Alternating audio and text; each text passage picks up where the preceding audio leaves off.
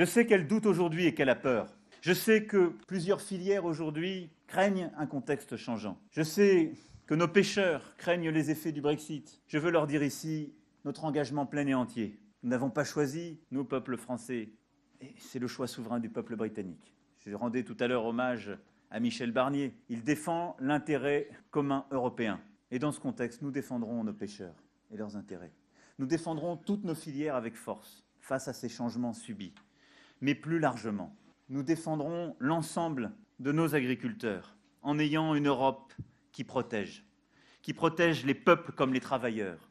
Une Europe qui fait de l'écologie et de la protection de l'environnement une des priorités cardinales. Une Europe qui prépare l'avenir, qui cherche toujours à avoir un temps d'avance, consciente que le monde ne l'attend pas. Mais parce que l'agriculture est le miroir des sociétés, c'est aussi une Europe qui doit être fière de son histoire, de ses valeurs, de ses terroirs, qui défend un rapport à la nature fondé sur le respect, qui défend une ruralité qui n'existe nulle part ailleurs, qui ne cède rien de cet art de vivre qui a toujours été au cœur de notre identité. Une Europe qui porte haut, finalement, ce modèle de civilisation qui la tient et qui unit ses peuples.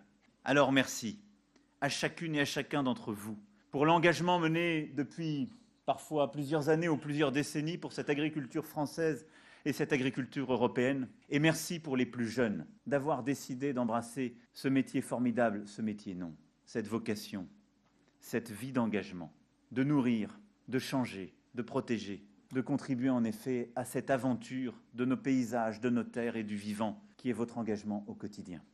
Merci à toutes et tous. Vive la République, vive la France et vive notre Europe.